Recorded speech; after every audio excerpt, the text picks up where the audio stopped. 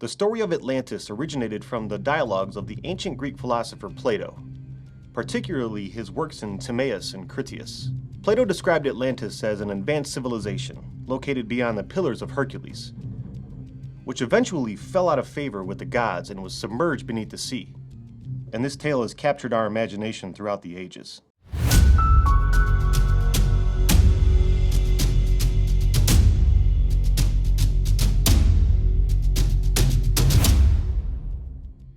The Atlantis legend has had a profound impact in popular culture. It inspired countless books, movies, and even video games. Its enduring fascination lies in the allure of a lost civilization, advanced in both technology and wisdom, but now hidden deep beneath the ocean. Now let's explore the theories and evidence surrounding Atlantis. Many hypotheses have emerged over the years, attempting to pinpoint its existence and location. One theory suggests that natural disasters such as volcanic eruptions, earthquakes, and tsunamis caused Atlantis' demise. These cataclysmic events may have wiped out the civilization, leaving behind only fragments of existence. Supporters of this theory argue that the destruction described by Plato could be attributed to a historical event. Volcanic eruptions, for instance, have the power to reshape landscapes and wipe out entire civilizations. The eruption of Santorini's volcano in the Aegean Sea around 1600 BCE, known as the Minoan eruption, caused significant devastation to the nearby Bronze Age civilization of the Minoans. This event could have potentially influenced Plato's account of Atlantis. Another hypothesis suggests that geological changes could have played a role in Atlantis' disappearance. Rising sea levels or land subsidence could have submerged the city over time. The Earth's dynamic nature constantly reshapes coastlines and landforms, making it plausible that Atlantis, if it existed, succumbed to these changes. Throughout Earth's history, rising sea levels have caused submergence of various coastal areas. For example, the waters of the Black Sea during the end of the last ice age flooded vast expanses of land, potentially leading to stories of ancient submerged civilizations. Similarly, land subsidence observed in areas such as the sinking city of Venice, Italy, highlights how human settlements can be impacted by natural geological processes. However, some skeptics argue that the story of Atlantis might be a result of misinterpretations or mistranslations of ancient texts. The language and context of Plato's dialogues may have been misunderstood or exaggerated over time, leading to the creation of a mythical city that never truly existed. Now, archaeological findings have provided both support and skepticism for these theories.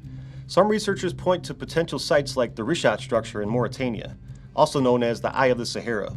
This geological formation resembles Plato's description of Atlantis and has sparked intrigue among experts. The Richat Structure is a fascinating circular geological feature located in the Sahara Desert near Oudane, Mauritania, measuring approximately 50 kilometers or 31 miles in diameter.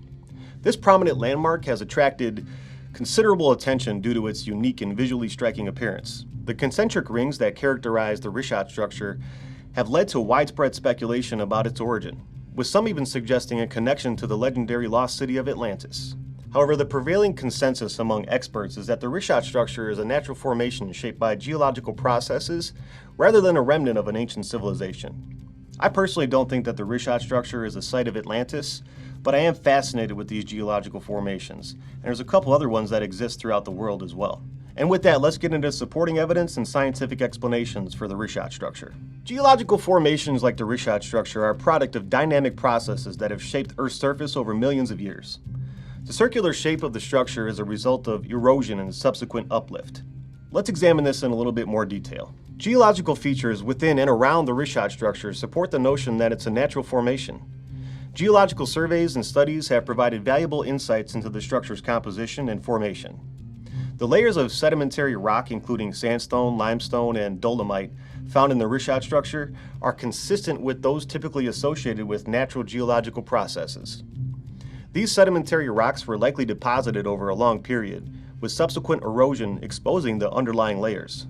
The concentric rings that give the Richat Structure its distinctive appearance are not unique to the site. Similar circular structures can be found in other parts of the world, such as circular domes in Saudi Arabia and upheaval dome in Utah, USA. These geological formations share similar features, including central uplifts and concentric layers, further supporting the hypothesis that the Richat Structure is a natural phenomenon. Another early hypothesis proposed that the Richat Structure was the result of a meteorite impact. Geological evidence does not indicate the presence of shock metamorphism or other characteristic features associated with impact craters. Additionally, the lack of a raised rim, a central depression, or other typical signs of an impact structure suggest that the Richat Structure's formation is not related to a meteorite impact event. The most widely accepted explanation for the formation of the Richat Structure involves a combination of erosional and uplift processes. Over millions of years, the area experienced differential erosion, where harder rocks resisted erosion while softer rocks were more susceptible to weathering. This differential erosion gradually shaped the circular structure we see today. Subsequent uplift, likely caused by tectonic forces, elevated the eroded layers, accentuating the circular shape. Advanced remote sensing techniques, including satellite imagery and radar mapping, have provided valuable insights into the geological features and composition of the Richat Structure. These technologies allow researchers to study the structure's topography, mineralogy, and stratigraphy in detail. The data collected through remote sensing methods have consistently supported the natural phenomenon hypothesis, revealing no signs of artificial structures or evidence of a lost city like Atlantis. Geologists and experts in various related fields have conducted extensive research, field studies, and geological surveys to better understand its origins. While the structure's captivating appearance and resemblance to Plato's description of Atlantis have captured public imagination, the scientific consensus is that the Richat Structure is a testament to the power of natural geological processes, rather than a remnant of an ancient civilization. But let's consider some alternative explanations. Some suggest that Plato's story was a cautionary tale, serving a philosophical or political purpose. The Atlantis account could symbolize the consequences of hubris, a warning against overreaching and arrogance. Plato's use of Atlantis as a literary device to convey moral lessons adds depth to the story, shifting its focus from a search for a physical location to an exploration of human nature. Throughout history, cautionary tales have been used to convey messages and lessons to audiences. Stories like the biblical account of the Great Flood or Aesop's fables carry moral undertones. Plato's purpose in presenting Atlantis as a cautionary tale carries on this tradition of using stories to impart wisdom and provoke reflection. Another intriguing idea is that Atlantis may be a collective memory of a real yet less advanced civilization. This theory proposes that fragments of ancient historical events or lost civilizations could have influenced the development of the Atlantis myth over time, blending fact and fiction. Human memory is a complex phenomenon, and collective memory shapes the narratives of societies. Oral traditions and cultural exchanges can merge elements from different civilizations, creating a collective memory that transcends individual experiences. It is plausible that Atlantis, even if it didn't match Plato's description, emerged from a collective memory of an actual ancient civilization that existed in a different time and place. The legend of Atlantis reminds us about humanity's relentless curiosity of the past. I hope you enjoyed this look into Atlantis. We looked at various theories, from natural disasters and geological changes to misinterpretations and alternative explanations. I encourage you to share your thoughts and theories in the comments section below. And if you enjoy this type of content, don't forget to subscribe, like, and hit that bell icon. And keep the feedback coming. That's also greatly appreciated. I appreciate your time, and thank you very much for watching.